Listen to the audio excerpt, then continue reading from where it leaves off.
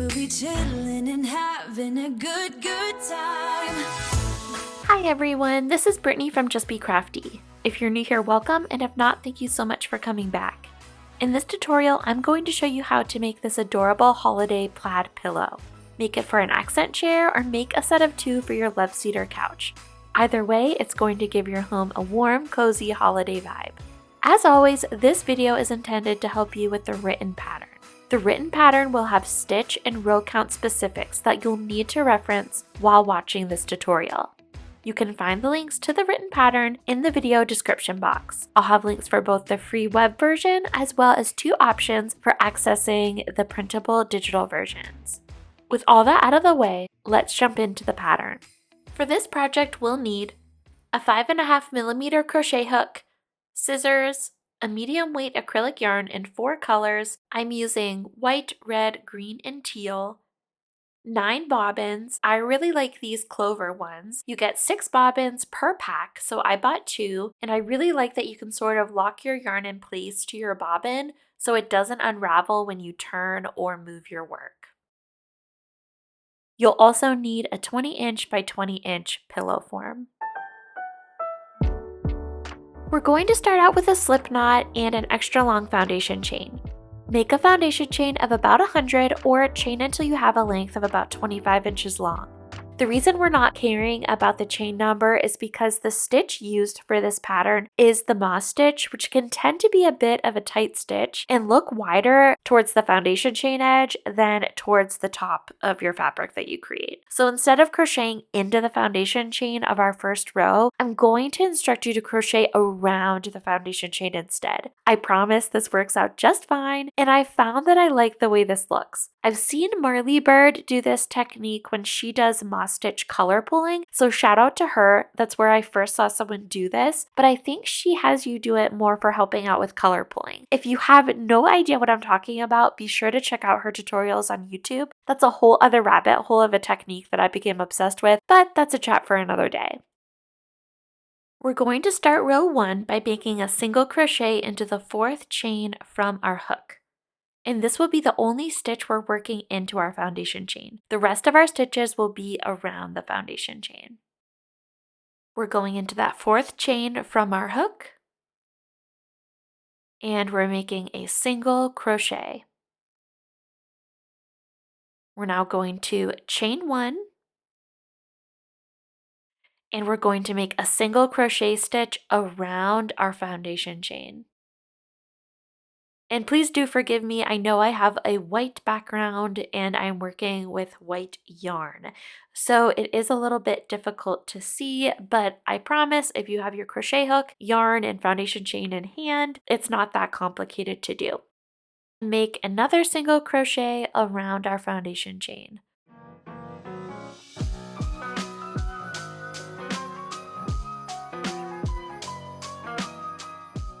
Chain 1. Single crochet around our foundation chain. Chain 1 and single crochet around our foundation chain.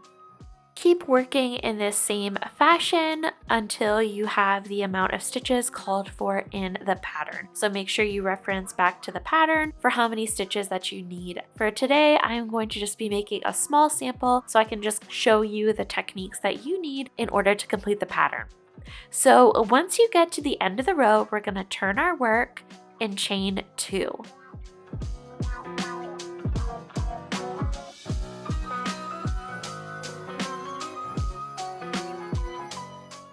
So we're going to find the chain space from the previous row, and we're going to make our first single crochet into that first chain space. Chain 1, single crochet into the next chain 1 space. Chain 1, single crochet into the next chain 1 space. So we're just going to you're going to keep repeating that process until you get to your first color change. In my case, I'm getting to my color change now. So before completing the last yarn over of our last single crochet, we're going to grab our new color. So the first color I'm coming against is green. So I'm going to unlock a little bit of my green, and now I'm going to take my green and yarn over and pull through both loops to complete that last single crochet before our color change. This is the back of our work, so make sure you have all your tails towards this side of your work, and we're going to chain 1. With our new color, we're going to single crochet into the next chain space,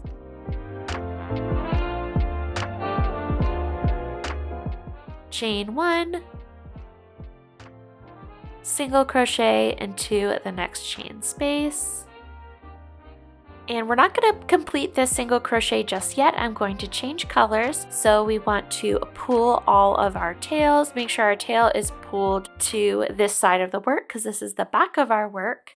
And it's okay for this side to be a little bit messy. So I'm going to lock my yarn, my green yarn, into my bobbin. And I'm going to grab my new color. And I'm just going to unlock a little bit of this blue. We're going to yarn over with it and complete that single crochet with our teal color. So chain 1, and in the next chain space, we're going to make a single crochet.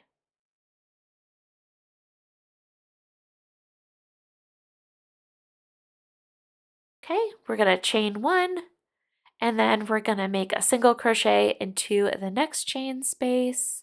But before we finish that single crochet, I'm going to change colors yet again. Remember, make sure that you're following the chart that comes with the pattern. My stitch counts are a little bit different, but anyway, I'm just showing you how to switch back and forth between colors. So now we're taking our red and we're completing our single crochet with red. We're chaining 1 and we're going to single crochet into the next chain space. Okay, chain 1, single crochet in the next chain space, but don't complete that single crochet. Pull your tail to the back or to the front. The back is facing us right now. And we're going to pull in another white. So we're going to unlock a little bit of white here. And we're going to complete that single crochet with our white color. So we've now reached the center of our pillow now. So chain 1, and in that next chain, we're gonna make a single crochet. But I am going to change my color again. So we're gonna lock up that white, and we're gonna pull in our other red bobbin. Make sure all of our tails are pulled to this side of our work. Unlock some of that red. So this is our second red bobbin. Yarn over and complete your single crochet with the new red. Make sure all your tails are pulled to this side. Chain 1, and we're going to single crochet into the next chain.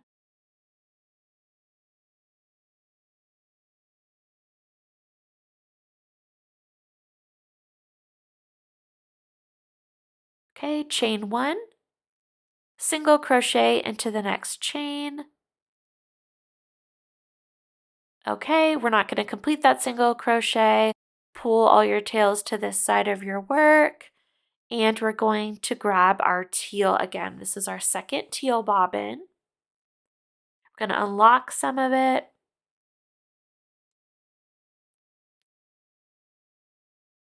And we're going to complete our single crochet with the teal. And so we're just doing more of the same. So after this row, we will have all of our bobbins attached. So we're crocheting into the next chain 1 space, chaining 1, single crocheting into the next chain space, but not completing the single crochet. Make sure you bring your yarn tail to the front of your work. And we're throwing in our green. So we're going to unlock some of our green from the bobbin. And we're going to complete the single crochet with the green, chain 1, make sure our tails are at the front. Okay, single crochet into the next chain 1 space, chain 1, single crochet into the next chain 1 space. Need to unlock a little bit more of that green, it was a little tight. So we're single crocheting into there, but we're not completing the single crochet. Bring your tails to the front. And now it's time to join in a white, another white. So we're going to unlock some of the white.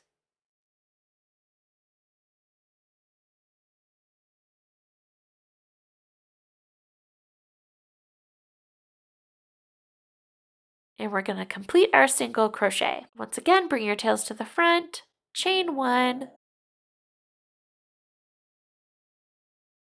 and then single crochet into the next chain 1 space, chain 1, single crochet into the next chain 1 space, and keep working in that fashion until you get to the end of the row.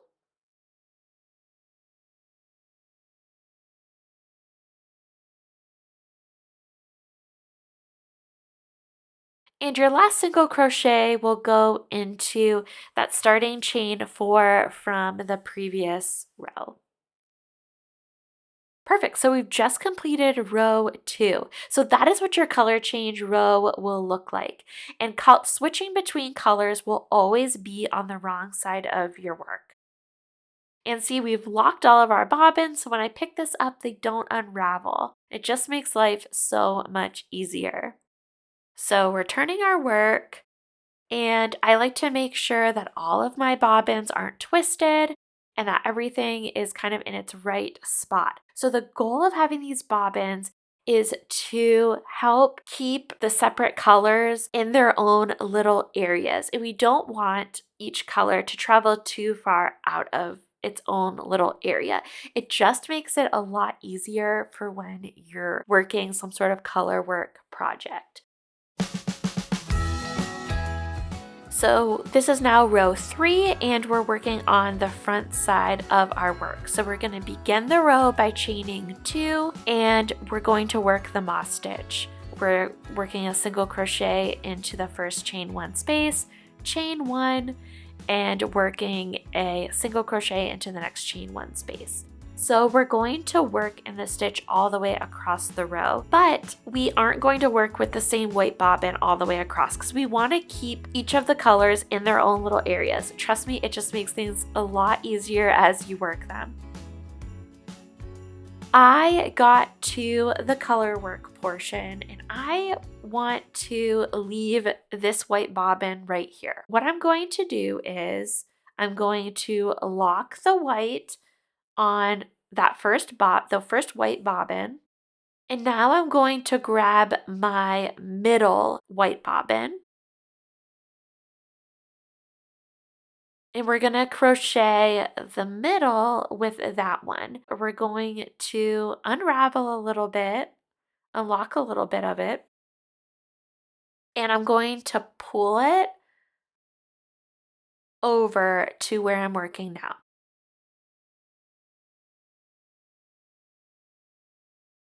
So the important thing is make sure it's not too tight. So don't do that. Make sure it's nice and loose. You don't want it too loosey-goosey, but you don't want it to be pulling or puckering your work in any way. You'd rather have it be a little too loose than too tight. Or otherwise your work's gonna look a little wonky. So we kind of treat that as we would a color change. So we completed the last yarn over of our last single crochet with this new white color. So now we're just going to work moss stitch across on top of the color changes.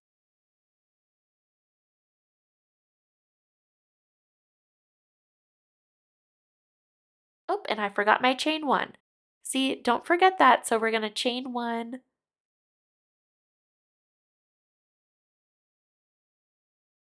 So So we're just going to continue working in moss stitch.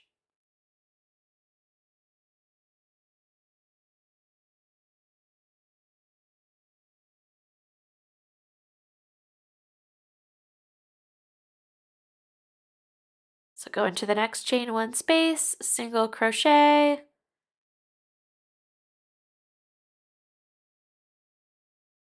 chain one. And it's okay if you crochet around some of your floats on the back. I don't suggest that you crochet around all of your floats in the back just because it will create a little bit of extra bulk in the center color change area, but you do whatever is best for you. But I try not to hit all of my floats as I go across just to alleviate some of that bulk.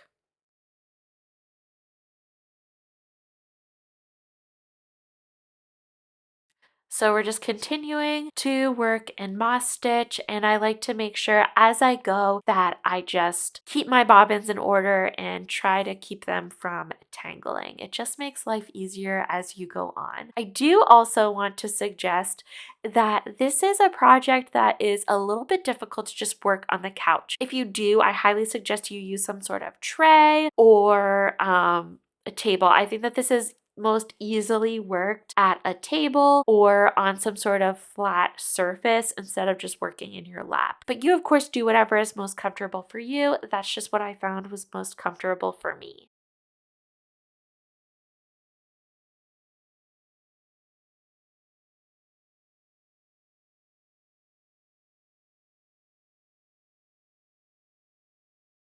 All right, so we got to the middle.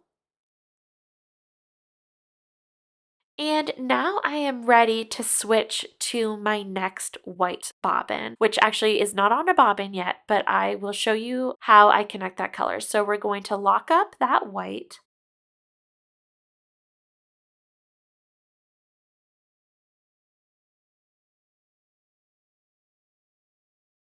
And we're grabbing, this yarn is feeding into our white yarn ball. But I'm just going to grab that and I'm going to continue working in moss stitch across to the end of the row.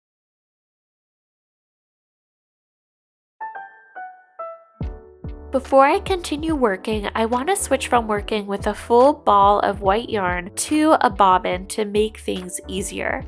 And to do this, I'm going to cut my white yarn going to the yarn ball and attach it to my already loaded bobbin with an invisible knot.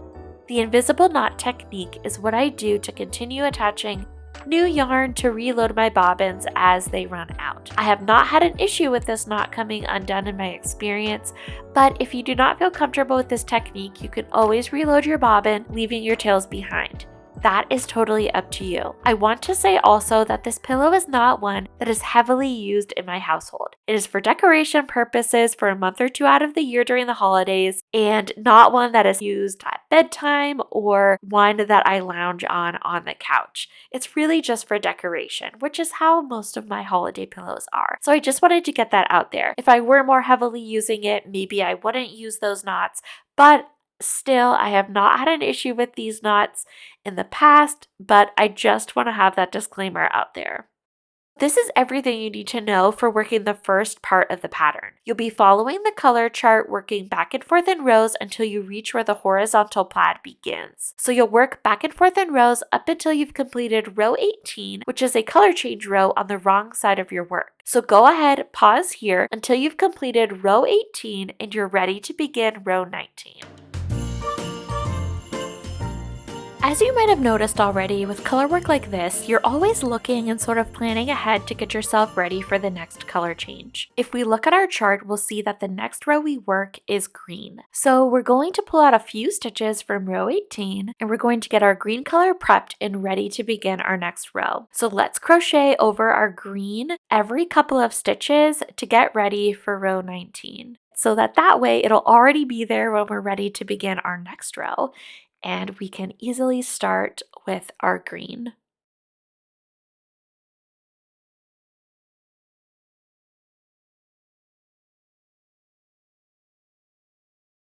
All right, so I'm in the last stitch and I'm not going to complete that last single crochet. I'm going to lock my white in place and I'm going to complete that last yarn over of my single crochet with the green. And we're ready to turn our work, and we're going to work green all the way across the row. And like we worked the white rows, we're eventually going to switch to our other green bobbin. As we crochet, we're going to take the white with us as we go as well. So I'm going to take my white with me up until where the white stops. So it'll be ready and waiting for me in the next row. And we're going to switch to our other green bobbin at that same spot. So that's where those green stripes start to begin.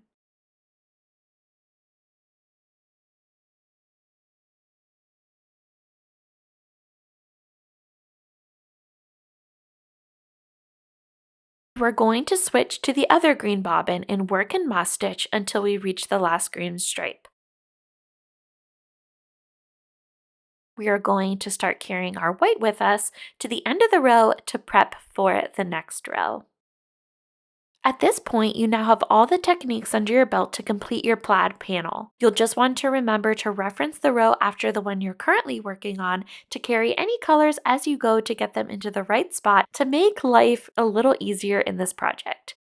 Continue following your color chart and working in moss stitch until you're ready to move on to the next step.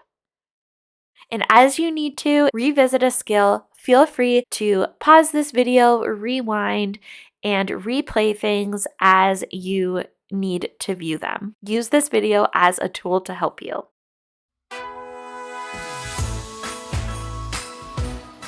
For your second panel, you're going to repeat the same stitch counts and make the panel the same size as the plaid one, but without color changes. You could also make a second plaid panel or do stripes or a solid color. It's totally up to you. Alright, so for the next part, we're going to do the same thing for both our front plaid panel and our back panel. So for the plaid panel, you'll just continue using your white or whatever your main color is, and we're ready to begin. So in that stitch that we just ended our last row on, we're going to make 2 more single crochets into that same stitch to make our first corner. We're now going to work single crochet stitches down the side of our work. So we're going to work our single crochet stitches as evenly as possible. We don't want to have too many stitches, but we don't want to have too few stitches either. The stitch count isn't super important here, but you just want to crochet evenly down the row. We're not going to catch every single row. I would say maybe crochet into each of the next 3 rows, then skip a row, and then single crochet into the next 3 rows. Work in that type of fashion, and like I said, the stitch count doesn't really matter, but what I will have you do once you're done crocheting each edge, I want you to count your stitches and make note of that because you're going to want to have the same stitches on each of the respective sides. You're going to want to have the same amount of stitches on your top and bottom edge, and you're going to want to have the same amount of stitches on each of your side edges. Once you get down to the next corner, we're going to make 3 single crochet stitches into the corner space. So now we're going to work single crochet stitches along the bottom edge. And like you did for the side edge, you're just going to want to make single crochet stitches evenly along the bottom. You don't want to have too few stitches and make it pucker, and you also don't want to have too many stitches and kind of make it ruffly. It kind of takes a little bit of trial and error here. I will have my stitch counts listed in the pattern, but like I said, it really doesn't matter. You just want to make sure that your stitch counts are consistent. So however many stitches you have along the bottom edge, you're going to want to have the same amount of stitches along the top edge as well. So continue working in single crochet stitches along this bottom edge and work your way towards the next corner. And just kind of push your foundation chain little tail out of the way. We're just going to ignore it. So just kind of crochet around it, just pretend like it's not even there. And once we reach that next corner, we're placing 3 single crochet stitches into that corner stitch. So now we're on our next edge and we're single crocheting evenly along this edge. And like I said before, you just want to reference your other side and make sure you have the same amount of stitches going on this edge that you do on the other edge as well. Continue working in single crochet until we get to our next corner stitch. That's looking pretty good. All right, we've reached our next corner stitch, so we're going to make 3 single crochets into that next corner.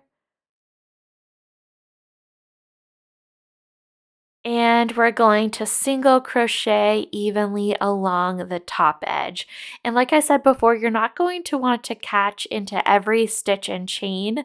It would kind of create almost like a ruffle. It kind of makes it a little bit too big. So just make sure that you count your bottom edge and single crochet the same amount of stitches that you have on your bottom edge, and do that for your top edge as well. So like I said before, make note of those numbers, and you're going to want to make sure that whatever your stitch counts are on this panel, you're going to want to repeat the same thing for your second panel.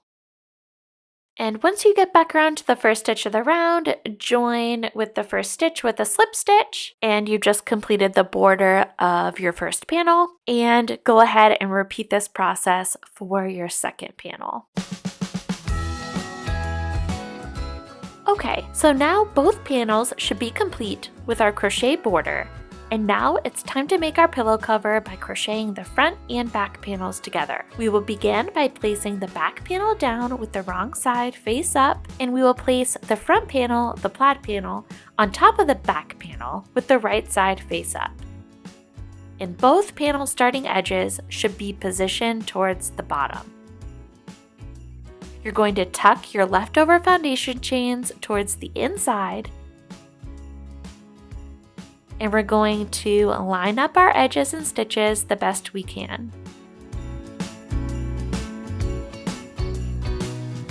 Grab your hook and insert it into the corner stitch of your front panel, and now insert it into the corner stitch of your back panel. So go ahead and find that center corner stitch. And so now we've got both our front and back panels. You're going to grab one of your contrasting colors. I'm using green, and you're going to attach it to the work. So pull that through, and we're going to begin this round by chaining 3. And this chain 3 is going to count as the first double crochet of the round. All right, so I've chained 3. We're now going to make 2 double crochets into that same stitch.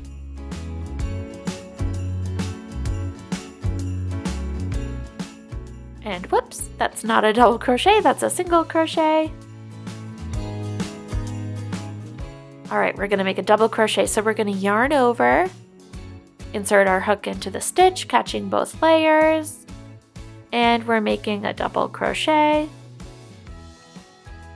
And we're going to make another double crochet into the same stitch, making sure we're catching both the front and back panel. So now we're simply just going to line up our stitches, and we're going to place a double crochet into each stitch, catching both the front and back panel. We're just going to continue working double crocheting our 2 panels together. We're going to crochet along each edge, and as we get to the corner stitches, we're going to place 3 double crochets into the corner stitch. So for now, we're going to just work 3 of our edges, and we're going to leave 1 remained open, so then we can stuff our pillow form into the pillow, and then we're going to stitch it closed. So if you'd like, pause here and meet back up with me until you've crocheted around 3 of your edges together. All right, so we're almost done with our 3rd edge.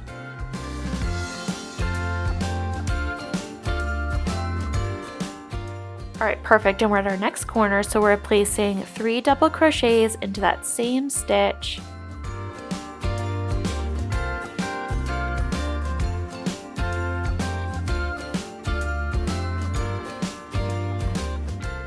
And now at this point, all 3 edges are complete and we're ready to stuff our pillow form into our pillow cover. So pretend I'm doing that right now. I don't have a little tiny pillow form to stuff in here, but pretend I'm doing that right now. And now we're just gonna repeat the process of lining up our stitches and simply double crocheting our 2 panels together all the way across until we get to the end of the row. All right, we're now almost there. I have 1 more stitch to go. This is our last double crochet. And now we're going to end the round by joining with the top of the starting chain 3 with a slip stitch. We can go ahead and cut our yarn, and I like to slip stitch into the next stitch or 2 just to kind of clean up that edge. And fasten off. We're now ready to weave in our ends. Go ahead and grab a yarn needle and thread it.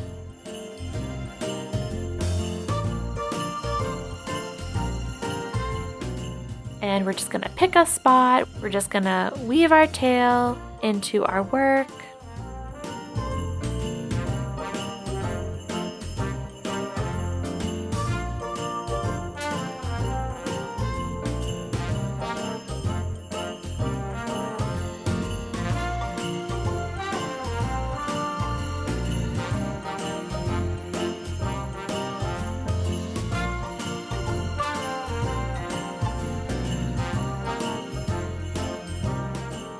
Once it feels sufficiently weaved in, we're going to tuck it into our pillow.